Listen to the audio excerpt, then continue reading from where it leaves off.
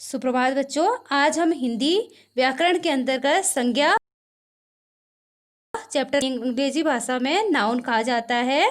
तो हम किताबी भाषा में देखें तो नाम को संज्ञा कहा जाता है। जैसे संसार की हर वस्तु क्या है, संज्ञा के अंतर्गत आएगी।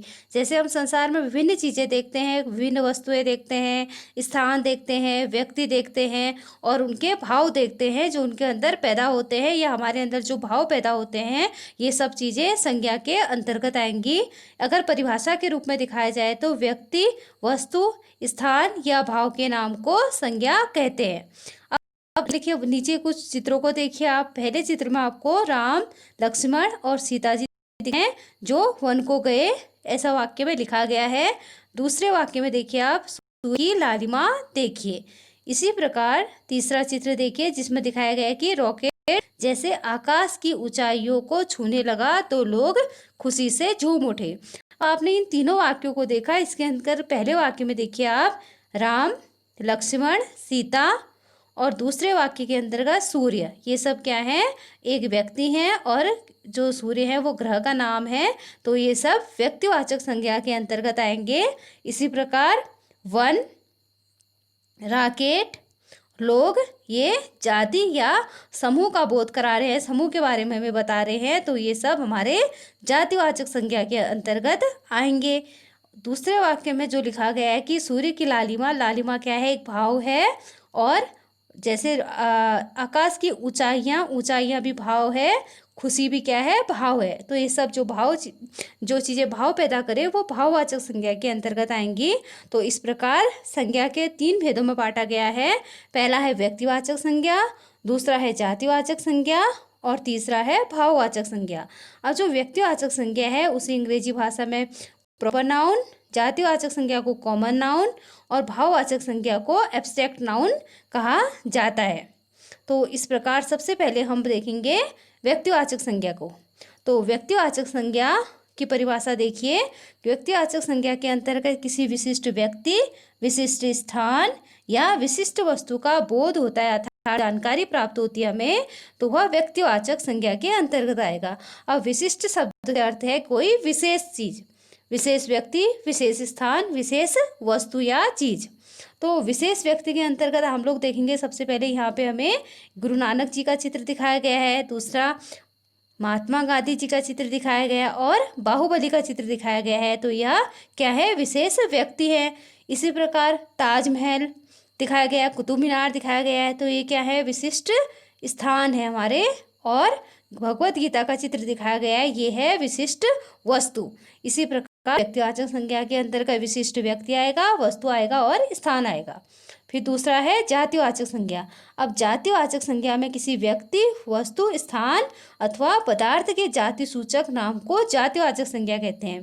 पहले वाले में देखा कि हमने व्यक्तिवाचक में विशिष्ट शब्द आ रहा है, विशिष्ट व्यक्ति, विशिष्ट स्थान और विशिष्ट वस्तु। लेकिन जातिवाचक संज्ञा में केवल व्यक्ति, वस्तु और स्थान का बात की जा रही है, तो वह जातिवाचक संज्ञा के अंतर्गत आएगा।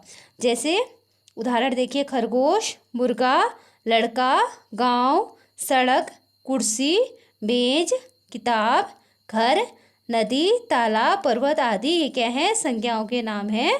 तो ये सब हमारे जातिवाचक संज्ञाओं के अंतर्गत आएंगे।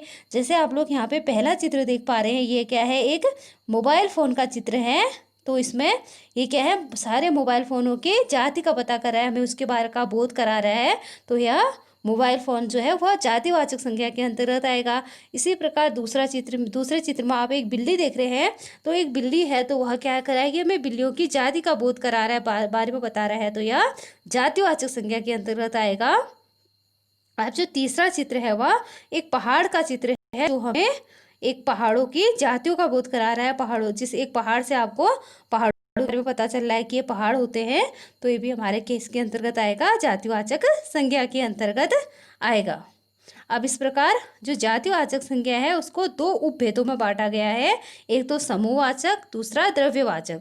अब समूहवाचक के अंतर्गत आपका जो ग्रुप का बोध कराए, किसी समूह या ग्रुप का बोध कराए, तो वह समूहवाचक संज्ञा के अंतर्गत आएगा। जैसे कोई दल है, जैसे हम लोग कहते हैं जनता दल, तो जैसे जनता अर्थात लोगों का एक दल है, गुट है, ग्रुप है।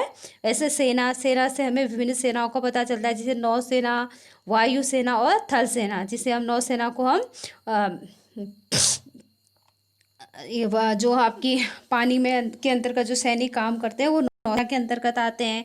ऐसे जो हवा में काम करते हैं वायुसेना के अंतर्गत आते हैं, जो वायु से काम करते हैं। और तीसरा थल सेना जो जमीन पे काम करती है।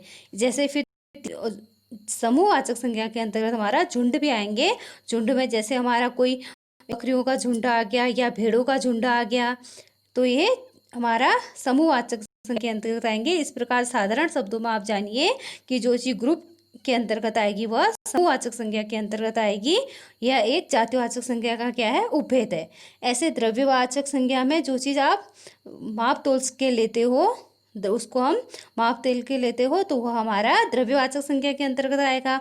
वैसे साधारण अर्थों में द्रव्य का अर्थ होता है पैसा, तो द्रव्यवाचक के अंतर्गत संज्ञा के अंतर्गत हमारा जो चीज़ हम माप तोल के पैसों में खरीदते हैं उन चीज़ों को हम द्रव्यवाचक संज्ञा के अंतर्गत लेंगे। इनमें हमारा दूध आएगा, पानी आएगा, तेल आएगा, घी, गैस आएगा, कोयला, तांबा, लोहा, चांदी और चावल। कोई भी चीज़ जिनको हम द्रव्य के रूप में लेते हैं, खरीद के लेते हैं, माप तोल के लेते हैं, वह द्रव्यवाचक संज्ञा के अंतर्गत आएगा। और समूहवाचक के अंतर्गत जो चीज़ हमें ग्रुप में मिले या समूह में मिले वह हमारा समूहवाचक संज्ञा के अंतर्गत आएगा। ये है जातिवाचक संज्ञा के उपभेद। फिर तीसरा है हमारा भाववाचक संज्ञा। अब जिससे किसी आपके अंदर जैसे किसी के गुण का पता चले, कोई भाव का पता चले या कोई दशा का पता चले, दशा या स्थिति का पता चले, तो जो इसके बारे में आपको पता चले, इसकी विशेषताओं को बताए, वो आपका भाववाचक संज्ञा के अंतर्गत आएगा।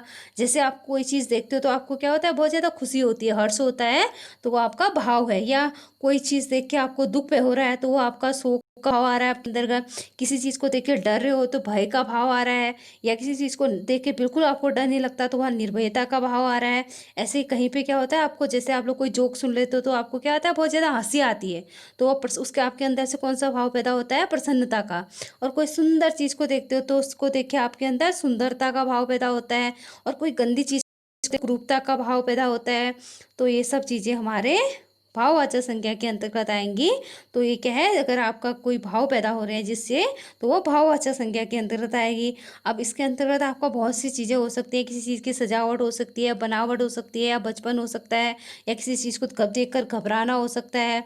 या कोई अमीर व्यक्ति है तो आप कहोगे कि वो क्या है, उसके इसके तो अमीरी का भाव पैदा हो जाएगा, वहाँ पे अमीर, ये तो बहुत अमीर है, इस पे अमीरी छाई हुई है, इस प्रकार कहा जाता है। या कोई बीमार है तो ये बीमारी आ रही है, जैसे अभी कोरोना वायरस आया तो आप क्या कहोगे, ये कोरोना वायरस बीमारी इतनी फैल रही है तो बीमार से बीमारी का भाव पैदा हो रहा है। तो ये सब चीज़ें हमारे भाववाचक संज्ञा के अंतर्गत आएंगी।